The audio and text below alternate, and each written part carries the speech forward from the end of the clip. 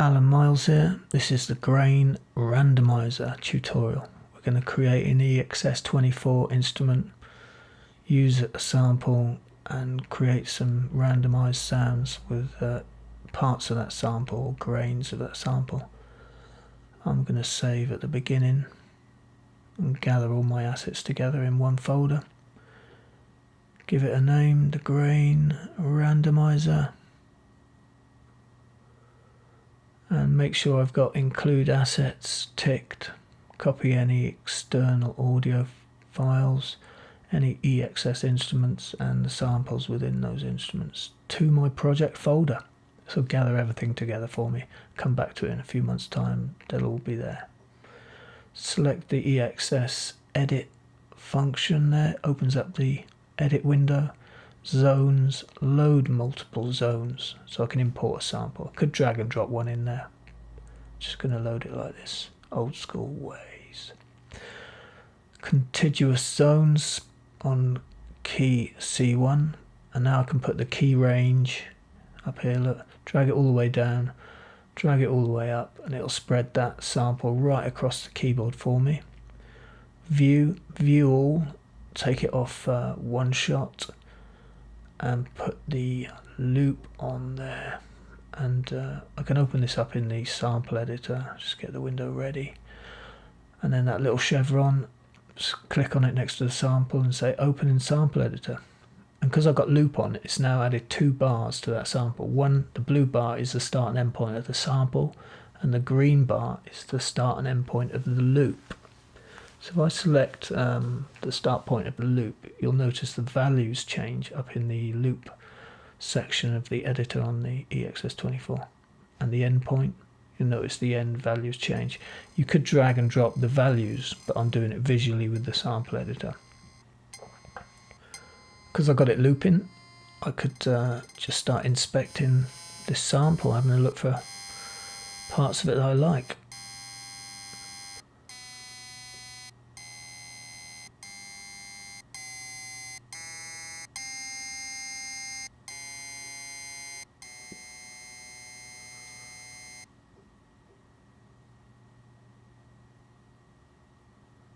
Save this instrument now, and let's put it into a sampler instruments folder inside my Grain Randomiser directory folder. Give it a name, and then we can move forward. Get rid of that. And now let's bring up the release so I get a bit of sustain when I play that grain. And I can experiment some more with the start and end points of the loop.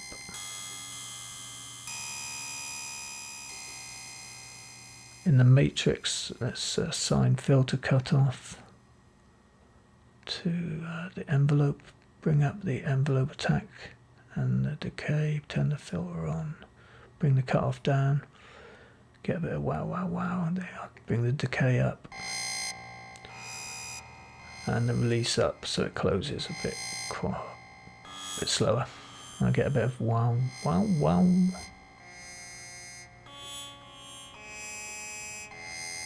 I can start to look for a playable instrument.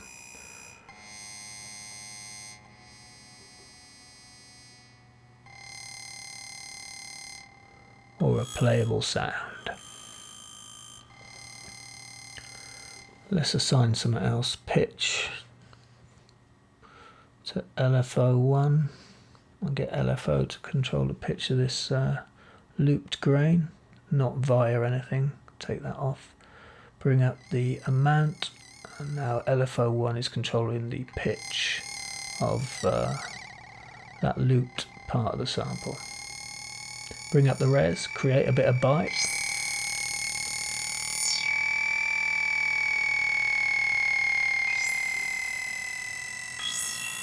Get some craziness going.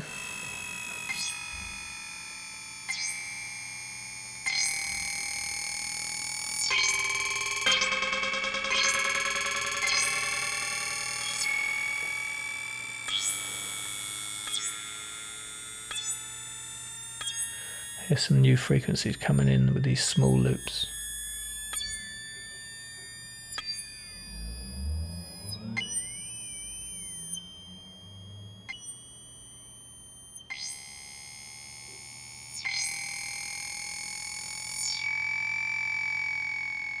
So the combination of the looped sample and the synthesis elements on the EXS panel, you can start to create a bit of wildness. Let's go into the environment. I've got the transport up by accident. Windows, environment, and now I'm going to create some elements in here to control that sampler. I'm going to lock the screen set so I can come back to it on my numerical keyboard. New monitor. This is going to identify messages coming from the EXS24 track. Logic is sending internal messages when you move particular functions. And if I connect the sampler track to this monitor, I can identify what those messages are, get up new faders and new elements to control those parameters. So I'm going to connect the sampler track to the monitor, and when I move something now, that monitor will identify what internal message that is. So if I move this LFO rate 1, it tells me it's a fader message. On channel 2, it's message 38. Going to get up a new fader vector, and I'm going to change the parameters of this vector to control 2 elements on the sampler. And once I identify the messages, let's give this a name, I can use this vector to control those elements. I'm going to choose LFO 1 speed and the tune. So the vector's output goes to the sampler track.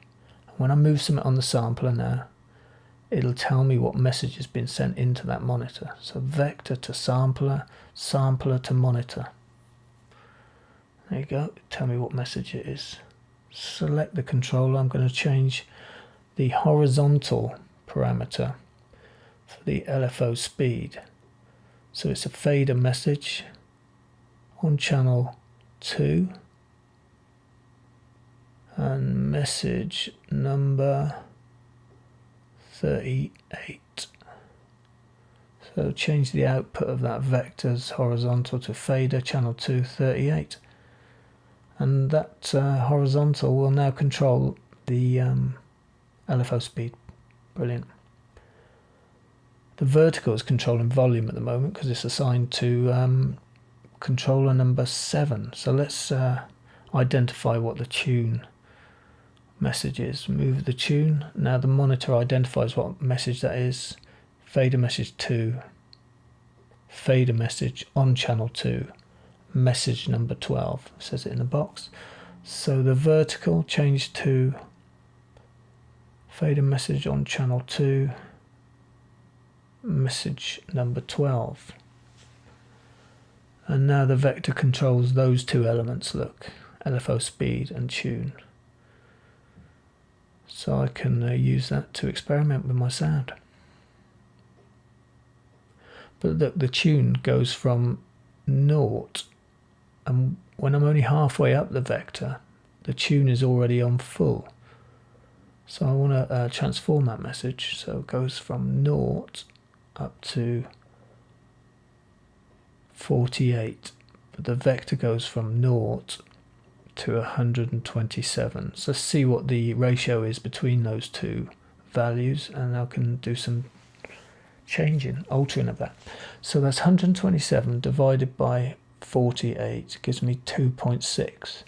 So I can get up a transformer and transform that message and get the ratio so the whole of the vertical controls the whole of the tune. So it's new transformer. Give it a name, divide for tune maximum. Right, double click on that, and I'm going to say if it's equal to a fader message,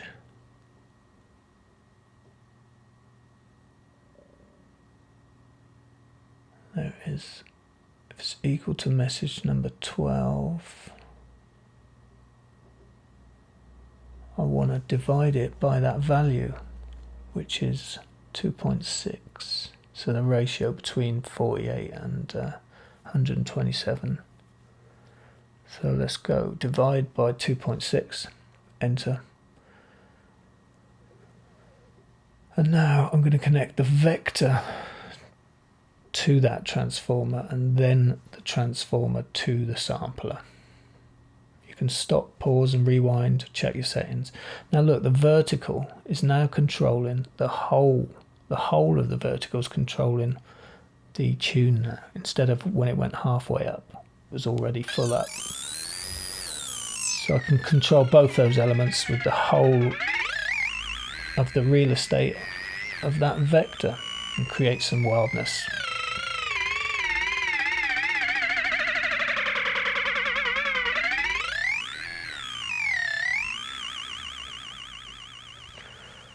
Excellent. Now I want to get up a button. I want to create some randomized elements. So I'm going to go new fader, button. I'll use the button to randomize the vector's positioning and therefore randomize the tune and the LFO speed. The button's only got one message output, so I'm going to have to use a transformer to change one message into another. But first of all, let's randomize the message it's already sending out, which is fader message,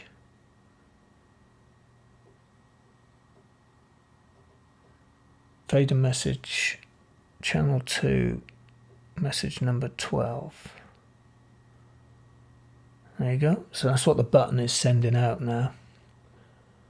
And then I'm going to get up a new transformer and I can randomize the value of it.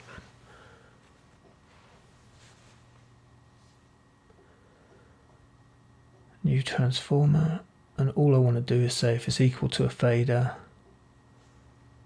randomize if it's equal to a fader, message 12, so I'm going to randomize CC12.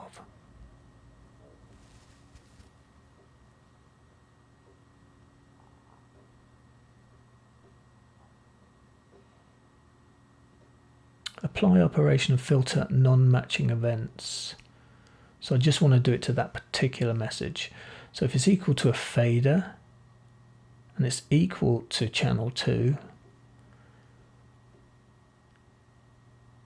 and it's equal to message number 12, I can say randomize the value between 0 and 127. So when I click that button, message 12 will be randomized, and just message 12 equal to a fader, let it through, equal to channel 2, let it through, it's equal to 12, randomize the value between 0 and 127. There you go, click the button, now I'm randomizing the vertical, but I want to randomize the horizontal as well, so I'm going to have to use the buttons message, but use a transformer to change message CC12 into message 38, which is the horizontal part of the vector. So it's new transformer, and this is going to randomize CC 38, not 41, I think. Hang on, let's have a look. Yeah, randomize CC 38, but also turn message 12 into 38, because that button is only sending out message 12. So connect the button to that transformer and then that transformer to the vector, and I want to just do it to that particular event, so filter any non-matching events out. So I'm saying if it's equal to a fader, let it through. If it's equal to channel 2, let it through. Now I'm going to say if it's equal to message 12, fix it to message 38. So you're transforming one message into another. Fix it to 38. So I can turn message 12 coming out of the button into a new message and use that one button to randomize two elements. So even though the message is sending out, the button's sending out message 12, I can turn it into message 38 there, and then randomize the value just like before between 0 and 127. Now that one button, when I click it, will randomize horizontal and vertical and give me some chance operation, some randomized elements.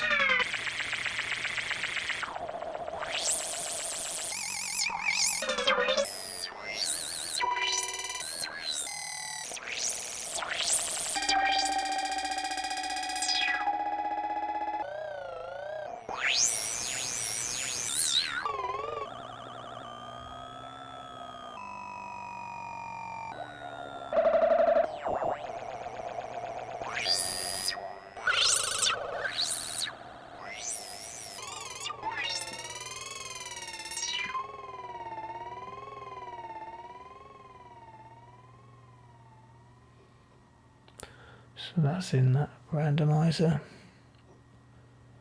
and that's in that randomizer.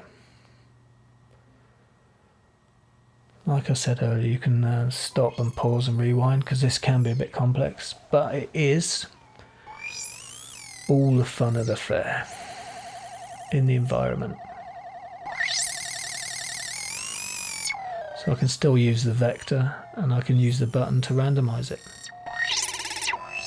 So this gives you an idea of what buttons and transformers and faders can do in the environment. I mean, you're limited by your imagination, as they say. Let's do a save now. Now I've created those elements.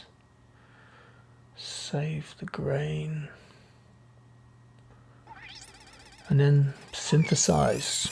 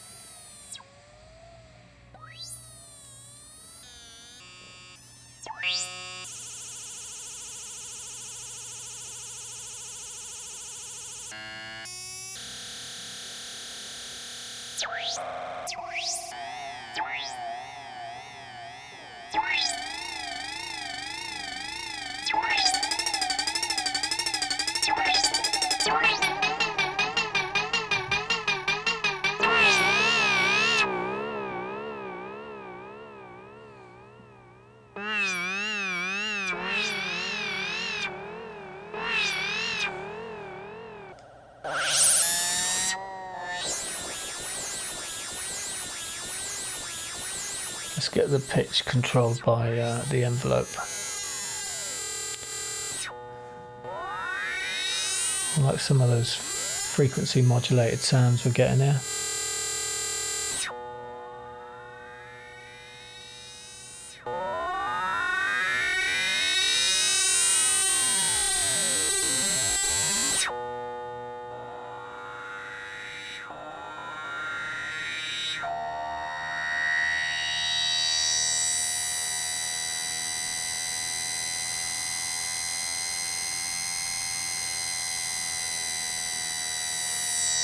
Get the filter cut off, being controlled by LFO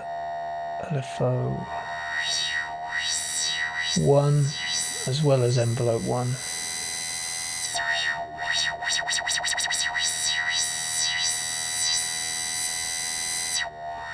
I'm just experimenting really now. Let's create some craziness.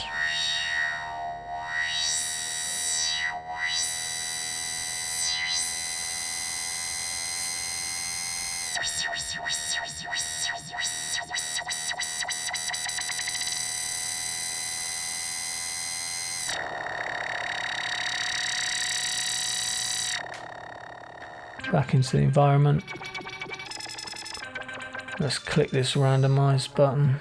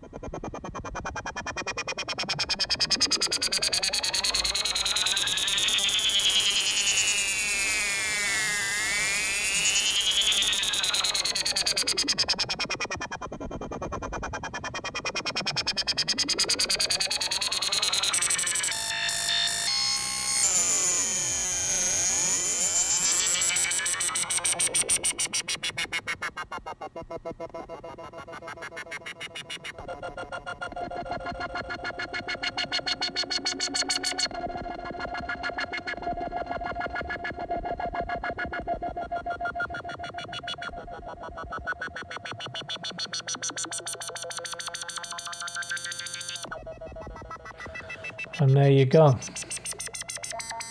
Suddenly, it's 5 o'clock in the morning. And all you've done all night is create mad sounds. There you go, the grain, creating some randomized elements with a grain of a sample. I'm sure you can choose another sample and get involved in the environment and some chance operations with a randomizer. This is Alan Miles. I'll see you later.